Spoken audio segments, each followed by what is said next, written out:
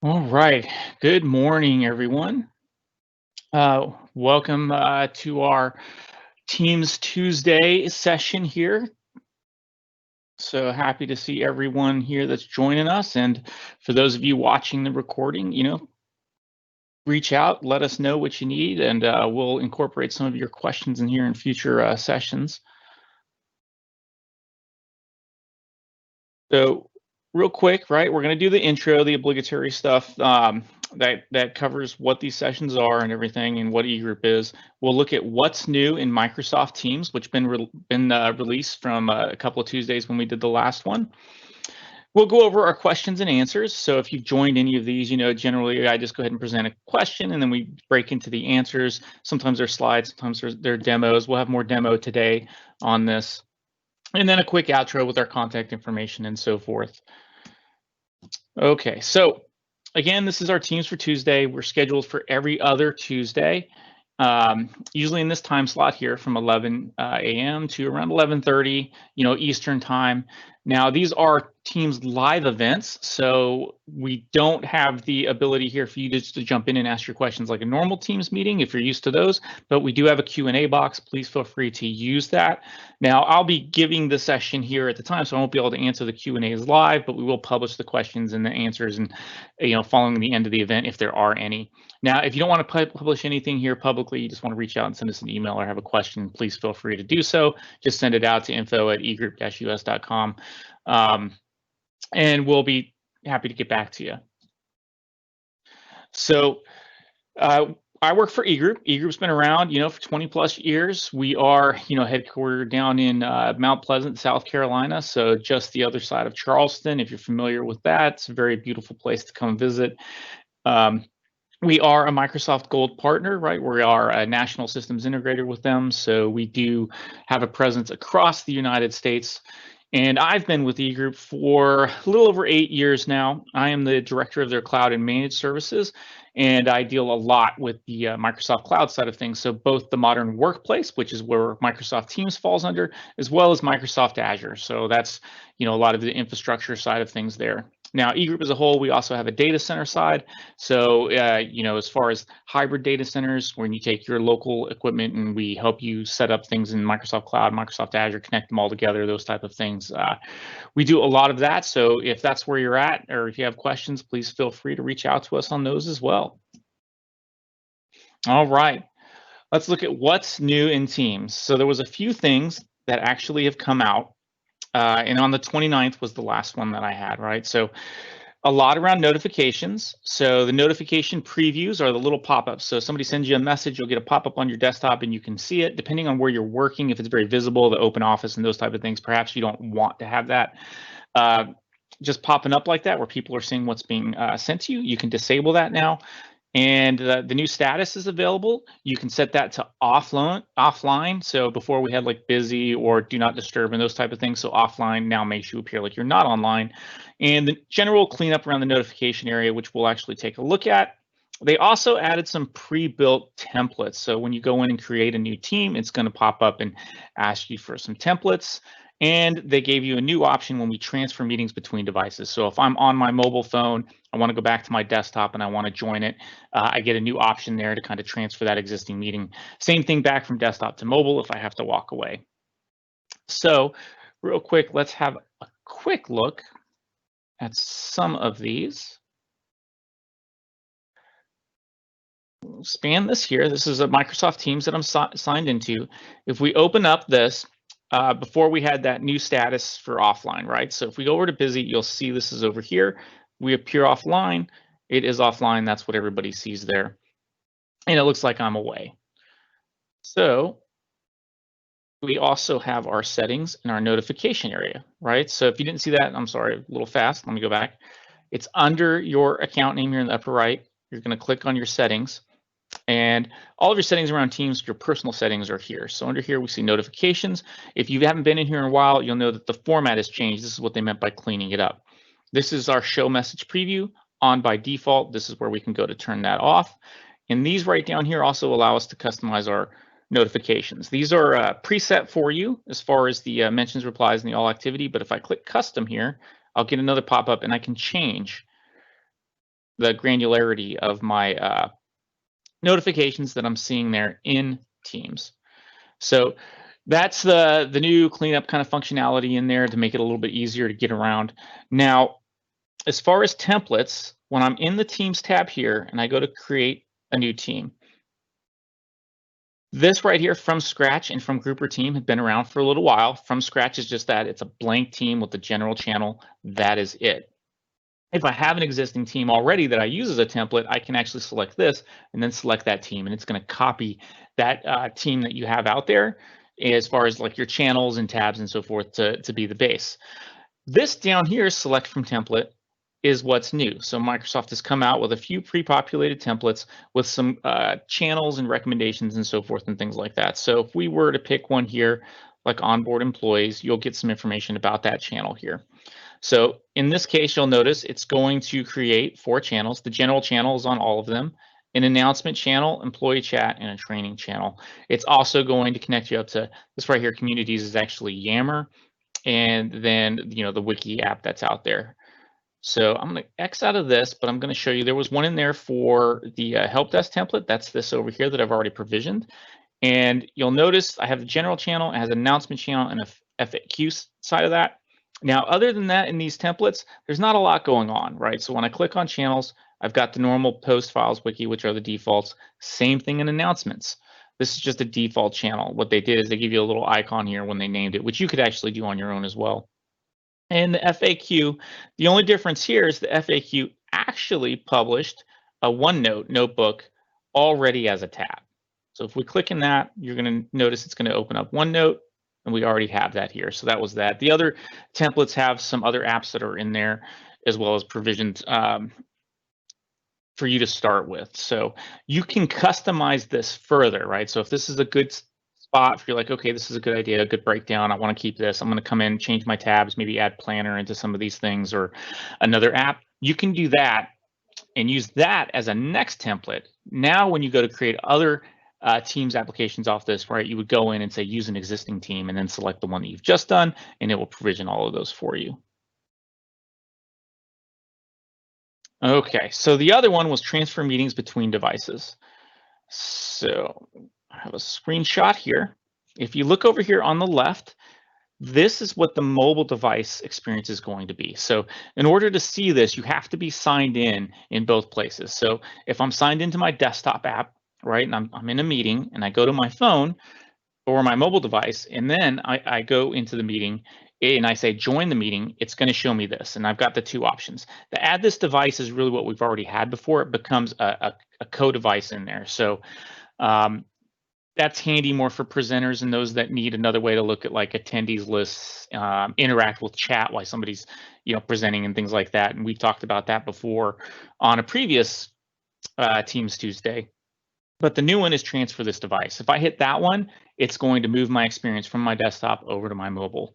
So on the right is, you'll notice the same options. They look a little different, but that's the experience on the desktop. So if I'm on my mobile, my iOS, Android, I'm signed in again. I'm going to sign in on my desktop app. I'm going to say join it. I'm going to get this pop-up and it's going to ask, how do I want to join? And I have that option to transfer that meeting back to my desktop. So it's pretty nice. It works really well compared to how it was before. Before it was a little clunky. You'd have to join it, no audio, then add your audio and so forth. So that's a nice feature to add. Sometimes you weren't even sure that you needed it, but once you start using it, you'll be like, wow, that's awesome. I've missed that before. Okay, now we'll move into the questions and the answers. And today, like I said, it's going to be mostly about demos. And the big one is about call queues and auto attendance, right? So we're going to go in and we're going to look at the call queues, auto attendance, and the things that are happening there. So what do I need to get started here? You're going to need a phone system license. That can be a separate standalone license. It can be what comes with E5.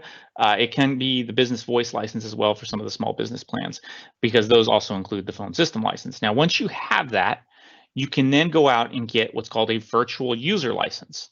So the virtual user license is basically the same thing like a phone system license, but it doesn't have a cost associated to it. So The initial quantity you can get is 25 virtual user licenses that you'll be able to assign. And that's for your first phone system license, paid license that you actually have in your environment. After that, you get an additional one for every 10 licensed users that you have, every 10 paid SKUs. So why is that important? Well, if I have to pay for my license, right, typically a setup is going to have the phone license, as well as a dial plan, whether it's Microsoft's or external, and maybe even the audio conferencing bit, right? So upwards between $20 and $24 a month per user. So if I'm using a call queue or an auto attendant and I want to assign a number to that, if I use that, it would be a paid user, right? I'd have to pay monthly for that. The virtual user license allows us to assign a number to those functions there without having to pay that monthly fee on top of what we're paying for the users. So it can be incredibly beneficial there, especially when you consider you can get upwards of 20, 25 of them, even if you're a small company, which is going to save you hundreds of dollars, a month and thousands a year. So the other thing we need are service numbers. So again, whether you're going through Microsoft or using a third-party service like we use Scipio, you want to have these numbers defined whether or not they're user-based or service-based. Your providers use that to determine the capacity of those numbers for calling and support and those type of things, right? So a normal user line typically is only going to allow anywhere from maybe 2 to 3 connections at a time, right? You're bridging a line or you phone somebody in. That's all what happens there. Whereas the service numbers will allow multiple people to call in on the same number, and it's added in to the queue. Resource accounts. So resource accounts are important here because we still need a user, but we don't need that user that's using it like from a day-to-day standpoint. So from that aspect, we're going to create user accounts, assign the virtual user licenses, which then allows us to create the call queues and the auto attendants. So let's look in here. I'm in the Teams Admin Center, and I'm going to go down and I'm going to show you under Voice. We have some options here for our auto attendants and call queues right above. And before we can do anything though with these, we have to go and create those resource accounts and those licensing. So I've done this already, but I'm going to show you here. We don't have anything for users or resource accounts here. That's actually down here under org-wide settings. You'll notice when we're under here, this is where guest access, external, it's basically user-based settings are down here. We have one here for resource accounts. So I have 2 that are set up. I've assigned one for a call queue and one for our auto attendant. I'm not going to assign a number here today, but I would highlight this here, say assign or unassign, and I could assign a number that's available at that point, right? So that your numbers, when you have your phone system license, you're either going to procure them from Microsoft ahead of time or from the third-party provider that's going to supply you those numbers, and then you would assign them to these accounts specifically. Once that's done, once we've created these accounts, you actually have to jump back to the admin portal, and we're going to go to active users. And I do want to show you that they do not have a license by default. So even though you create these accounts, you're not going to be able to use them right away unless we go back and license them. So we'll just take a quick look. I can show you what that virtual user license looks like under licensing and apps. And you're going to have this here, the Microsoft 365 phone system virtual license. So that has to be assigned.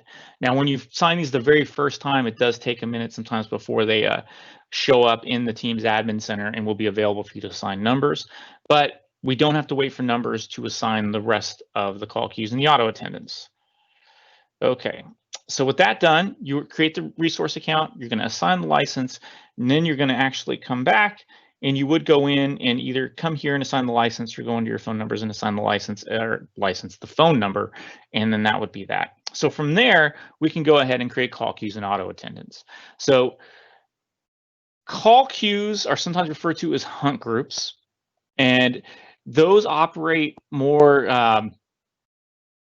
like a help desk or a support center or a reception desk kind of thing, right? So when I call in, I need that number to diverge and go multiple different places. I might want it to ring 4 people all at once, or maybe I wanted to do it in sequence. So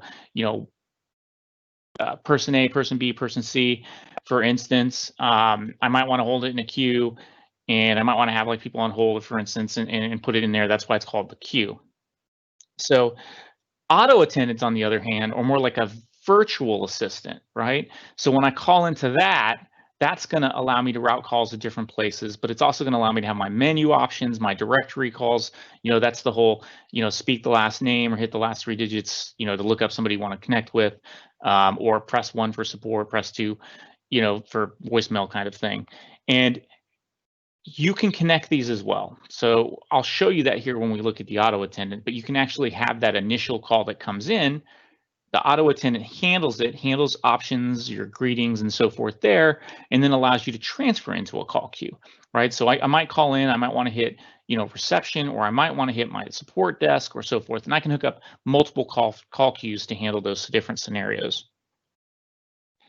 All right, so let's go into a call queue here. Call queues are the simpler of the two. I already have one here that's created so that we can see the actual settings that are in place. And you will see here, I have a resource account assigned to it. It's important here when you create these that you assign this resource account. And again, when you assign the numbers to the resource accounts, they'll show up here, and that's the number that calls in and activates the queue. It does support different languages for like the text to speech functions. So as we go down, we can see here in the greeting, when this call queue is triggered, I don't have a greeting set up, but I can upload my own audio file. At this point, I can also say, do I want to put people on hold? What do I want them to hear? There's really 2 options: the default music that Teams gives you, but I can also upload my own file. You'll notice it has multiple support for multiple file formats here that you can also use. Now we get down into some of the logic. So this first thing under call answering is I can put groups in here for users in the order that I want to have them in here. The users that you see in here must already have phone numbers assigned to them in Microsoft Teams. If they don't have a phone number assigned, they will not show up here for you to assign them into the group. But you can see we have 3 users assigned here. You can change the order here, which may or may not be important depending on which call routing function you're actually selecting. So conference mode, there's not a lot going on here. It's just on how it transfers calls. If everybody's in the Microsoft Teams, may as well turn it on. It actually helps with those call transfers pretty quickly, getting them connected. But this routing method here, it can be what's important. So in this case, serial routing is just like what it sounds. It's one right after the other. So if I move back up, it's going to call Adele first. Then if she doesn't answer, it's going to try and call Alex. Alex didn't answer. It's going to try and call Megan. So if I do attendant routing, it would call all of them all at once. They would all ring, and the first person to answer it gets connected to the call. Round robin is just that. It's just going to try and connect at different intervals between these 3. And then the longest idle, that's more like a call center thing, right? Whoever's not taking the call the longest would actually get the next call in the queue. Presence-based routing, again, if you're on Teams, that's going to take your presence into account. So if I'm already showing I'm busy, do not disturb offline, it's not going to route those calls to you. So that's the purpose of that. And then opting out is basically the default is to opt out. It's when you don't answer the call. When you have some of these turned on, you can turn that off, and it'll basically ring and try to connect. And the recipient is supposed to pick up, right? We also have the agent alert time. How long is this going to ring, and try to connect there? So pretty straightforward, simple there, right? The other thing, call overflow handling. Again, it is a queue, so we want to decide how many people we want allowed to sit in the queue, right? So the first 3 all get connected to my 3 agents, so to speak. But then my 4th comes in, they're going to be on hold. That's where we're going to hear the hold music or anything you've listed up there. And we have this set up for 10. I can take up to 10 callers. After that, I need to determine what's going to happen, and I have some overflow rules. So in this case, I'm going to redirect it to a shared mailbox account. Shared mailbox accounts are available here. You have to create an Office 365 group, and then you can assign that as the shared voice mailbox. Anybody who has access to that mailbox can then go in and read the transcripts and see the voicemail. If you subscribe to that mailbox, you'll see it in Outlook, and you'll get copies of the messages as well. So you'll notice I do have options here, though. When it does connect to my voicemail that I'm directing here, I can have another greeting that's going to happen right before it transfers to voicemail at that point. Now, I can do different options here. One if I didn't want it to go to voicemail, I could just pick somebody that I want to route it to. A voice app is another call queue or another auto attendant that I want to route it to. External phone number is just that. It's if I wanted to go out. So a scenario for this might be if I have an external call service, right? I could then direct it over there, or if I wanted to send it to like a cell number or a number outside of Teams. And then voicemail, which is what we're using. So the other one we have, that's for the overflow. This is the timeout handling, right? So nobody answers. We have the users and they're waiting kind of thing. This is how long they'll wait. So if I have somebody on hold, it hits 5 minutes, I can then have them automatically routed to that voicemail. So we've got the same options here as well for how to handle that. And that's a call queue. That's it. It's a single screen. And like I said, these can be direct. You can have a number called directly into the call queue and that will go off, but you can chain these together as well. So as you saw, one of the options I have for the redirect was the voice app, and I could send that to another call queue or another auto attendant. So if we look at our auto attendant now, there's much more options here, but very similar. So the first thing you'll see in here is I have the ability to assign an operator. You don't have to assign the operator here, and you've got the same options we had before in the call queue. But if I leave it as people in your organization, I've signed it this user, what'll happen when I call in, and if I do like hit 0 or I ask for operator, automatically basically kills the chain of everything else we're about to look at, sends the call over to Adele. Time zone, this is used, of course, for business hours. We'll set that up here down in the flow. I'll show you where those are. And language, again, for text to speech, and then whether or not you want to enable voice inputs. So you'll see where we can program some of the voice inputs as well as allow it for like the directory search, right? Where it's like, I want to search by somebody by name, I can say the name, it's going to pick it up and then give me the results back. So the next screen we're going to look at is the call flow and what we can do in here. So as you can imagine, the first thing that's going to happen when we call in is we can assign the greeting. So in this case, I just have the type in the greeting. You can type in whatever message you like, and it's going to play that text speech. It's not horrible, but it is kind of that robotic type of sound that you're going to get from those normal engines. But you can upload a file here. So the first time you call in, you reach it, this is what it's going to say to you. But then I have the option to do what happens after I play that message. You can disconnect it. You can redirect the call, which is going to look just like we did in our call queues. Or I have a new option here for playing menu options. So in this case, again, I can upload the file and go through the menu options or type it here, right? So we're basically just going to list out. We're going to say press 1 for support, press 2 to leave the message, and then we set this up. Now you'll notice here I can change my dial keys.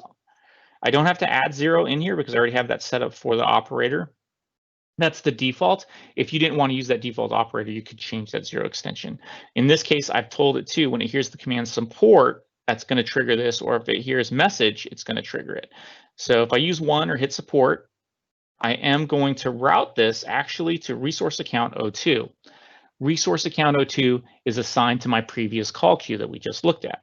So that means it's going to be picked up by the call queue. So something interesting here to note is while your auto attendants, if you want the dial-in capability, they need a number assigned. You don't need to assign a number for every call queue. If they're only going to sit behind other auto attendants, for instance, you don't need to assign a number to that because it's never going to be, externally accessible. That is, dial a number, go straight to the call queue. It's just going to be triggered through the auto attendant. In that case, you never even have to assign a number to the resource account, but the resource account still has to be assigned to the call queue. So the other one, the voicemail, we're doing what we did before. We are sending to the shared voicemail box. You notice I have this transcription on here. That means I get a copy, like an attachment, right, the MP3 of the voicemail, as well as it transcribes the message service as well. And I have in here directory search. You can disable it, or we can do the dial by name, which is essentially what I talked about before. I can say somebody's name. I can deal the last few letters in their name, and it will go find them in the directory and connect you. But I can also use the voice search for that because I turned that on. So that's the basic piece of the auto attendants, right? And as you can see, I can add different options, go to different call queues, and I can chain call queues and auto attendants. So I can get pretty sophisticated in my routing rules. So the next piece if you're seeing kind of on the left, the flow menu that we're going through, is we can define times for after hours and holidays as well. So by default, this is what you're going to see for your business hours. So you would want to come in and customize these, and that's going to handle your business hours routing. But if we look below, we can then go in and have an after hours call flow. So when we hit these days in here and it's after hours, it's going to trigger this part of the message, and we can do the same thing that we had before.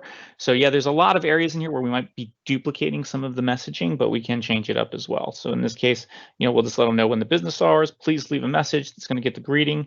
Then we're going to route that call directly to the voicemail box. So no other option. They're just going to go to the voicemail box here. But you'll see here, I can still do further options, right? So I kind of goes to what I was saying before. We can chain a lot off of these things. Holidays work very similar. Slightly different though, there's no default holidays built. So what you would end up doing here is actually coming in, you're going to add one and then define the holiday rule. So you'll see Veterans Day is tomorrow, so we actually have that set up. This drop down shows up for Veterans Day because I added it. If we don't have anything in the drop down, you can click add and it's going to open a screen view. Word of caution here, I would actually, if you're doing a new auto attendant, I would skip this first, create and save the auto attendant. At least right now at present, if I go in here and click add, it will bring it up, I'll add it. It will reload my auto attendant screen, but it's going to reset all of those settings that I just did in the call flow and the after hours work, and you'd have to go redo that. So, if this is the first time you're going through it, skip the holiday section the first time through, save it, go back, edit the call queue, then add it in here and add your holidays. And in this case, the options at this point are all the same. We have another greeting, and then we have a routing function that's going to happen. There is a difference. Notice we are missing our options here on our holidays. So it's a little more specific here in that we can't add another option. Correct. So if you needed that capability, what you would do is you would use a voice app, trigger that, go to a call queue or another auto attendant, and then have your rules there. Okay, dial scope. So this one is really only going to be effective if you've turned on the directory dialing. This allows you to find out who should be in or out of there. So most orgs are just going to leave the default, right? You've turned it on, you want people to go in, find and connect who you are. However, you may not want to include, VIPs, VPs, maybe your CEO, maybe you don't want him to be in the directory. You could come here and then exclude the number from that. And then here's our resource counts again. So you'll notice here, I have one assigned here, but I can assign multiple resource accounts. So I can actually have this driven through multiple methods. I could have a call-in number assigned to a resource account. I could have another resource account that's just used for chaining from another auto attendant if I wanted to do that. If I wanted to have multiple numbers called in, I would have those numbers assigned to the resource accounts because I can only have one number assigned to every resource account. So I can add multiple resource accounts from here. So that's where that virtual user license can come in handy as well. Typically where I see this used, to be quite honest, is when we have, remnants either of M&As or somebody's going through an M&A. So they're acquiring another, org, they're merging in, they need to keep the numbers the same. They're still going to go like the same support queue or whatever, and we'll add them here, and it allows us to bring those numbers over and then get them into the business flow. So that is really setting up auto attendants and call queues. Like I said, everybody that gets a phone system license will have access to this. They are pretty powerful. If you have other options, like if you normally have like a call service or something like that that's doing a lot of these routing calls and going through maybe like an on-call roster, for instance, you could actually set that all up here, and then you can control all of that through Microsoft Teams.